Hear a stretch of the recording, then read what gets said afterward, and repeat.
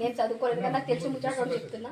అంత మనం భారీ ముచ్చటతో గెలుచుకోవాలి. అందరం మనం ర్యాలీ తీసినాం, 10 రోజులు కష్టపడ్డాం, అంత బాధపడి మనం గెలిపించుకోవాలి. గెలిపించుకున్నాక మనం ఏదైనా పని కావాలంటే పార్టీని అడిగి అన్ని మనం పనులు చేసుకున్నాం. అందరికీ ధన్యవాదాలు. కారణులకు తమ్ముళ్ళకి అందరికీ నా యొక్క నమస్కారములు. పటేల్ సాని నిలబడ్డది మళ్ళా పటేల్ సాని కోరిక మనం అందరం తీతాంలే. ఆమె మోకం చూసానే చేస్తాము. ఒకసారి అందరం గెలిపించి మంచిగా మనం పనులు చేసుకుందాం. పటేల్ సాని ఇంతకన్నా మీకు ఏం అడిగేది లేదు. నేను చెప్తే నువ్వు చెప్తే ఈయనది కాదు, పైసలు ఇచ్చింది ఎప్పటిది కాదు. మన ఓటు ముఖ్యం మనకు. మనం ఒక్కసారి పటేల్ సార్ని ఇది ఒక్కసారి గెలిపించుకొని మనం పనులు చేసుకుందాం. అందరితో మరి ఈ పార్టీని ఎక్కువ మెజార్టీతోటి మరి పడేసాన్ని ఎక్కువ మెజార్టీతోటి గెలిపించుకోవాలి. ఎక్కడ మన మధ్యలో ఇప్పుడు ఇలా ఉన్న వారి దగ్గర కూడా ఎలాంటి లోపము జరగదు.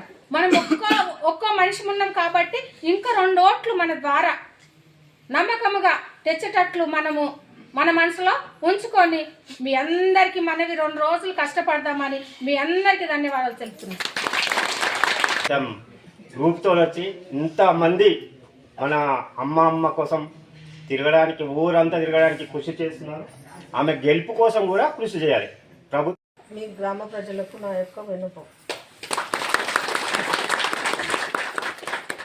మనము కాలు మొక్కేనే కానీ ఓట్లేసి ఆమె కాలు మొక్కే మనము ఓటు గెలిపించుకోవాలి. మనకు అన్నిటికీ న్యాయం చేస్తుంది. బీసీ కాలనీలో కూడా గొల్లీలలో కానీ ఇక్కడ వేరొక దగ్గర కానీ చావిడి కాడ కానీ చావిడి కట్టనే కానీ చావిడి చుట్టూ రోడే కానీ ఈ గవర్నమెంట్ కాడికించి బసవేశ్వర గుడి కాడికి రోడే కానీ ఇవన్నీ కూడా మనం చేపట్టినటువంటి అంతకుముందు మా తాత నాన్నగారు వీళ్ళు చేపట్టినాక మళ్ళీ నేను చేపట్టినాయి కానీ తర్వాత ఏ ఒక్క కార్యక్రమం కూడా చేపట్టలేదు.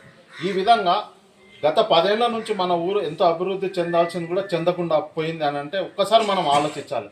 మనం ఓటు ఎవరికి వేస్తున్నాము, ఎందుకు వేస్తున్నాము అనే వాళ్ళు కేవలం వాళ్ళ సంతానికి సంపాదించుకోవడానికి వచ్చి ఉన్న నిధులన్నీ కాల్ చేసుకొని పోవడం. మేము అట్లా కాదమ్మా. మాకు గవర్నమెంట్ నుంచి వచ్చిన డబ్బే కాకుండా వాళ్ళకి ఇంకా మా డబ్బు వేసి ఈ ఊరిని అభివృద్ధి చేయాలనే ఒక ఉద్దేశంతో పోతున్నాం. ఒక 50 ఏళ్ళ నుంచి మేము రాజకీయంలో ఉన్నామని అంటే ఆషామాషి కాదు. ఎందుకనంటే మేము చేస్తామనే ఒక నమ్మకంతోనే మీరు మమ్మల్ని ఆదరిస్తారు కాబట్టి మేము ఇంకా చేస్తేనే మీరు ఇంకా ముందు కూడా ఆదరిస్తారనే ఉద్దేశంతోనే మేము ముందుకు పోవడం జరుగుతుంది. అదేవిధంగా గతంలో వివిధ వ్యక్తులను వాళ్ళ దాంట్లో ఎప్పుడు తింటాడు పోతాడు, వాడు మళ్ళీ ముందుకు వచ్చి ప్రచారం రాడు, వస్తే ఇక్కడ కొడతారని తెలుసు. అప్పుడు ఏం చేస్తారు, ఇంకొకడు అని చెప్పి వీడు ఏం లేనోడమ్మా అది ఇది అని అంటాం, మళ్ళీ మనం మోసపోతాం. ఆ విధంగా అంతకుముందు సాకల్ శ్రీశైలం ఒకసారి వచ్చిండు, ఆయన ఎక్కడ పోయిండో తెలియదు.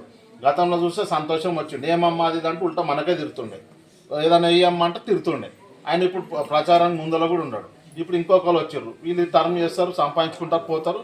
మళ్ళీ మన ఊరి పరిస్థితి అయితే ఇదే విధంగా ఉంటుంది. కావున మీరు అందరు ఇక చెప్పుకుంటా పోతే చాలా ఉన్నాయి కాబట్టి మన గ్రామాన్ని ఖచ్చితంగా మేము అభివృద్ధి చేస్తామని చెప్పి మీ అందరికీ ఈ సభ ద్వారా మీ అందరికి తెలియజేయడం జరుగుతుంది.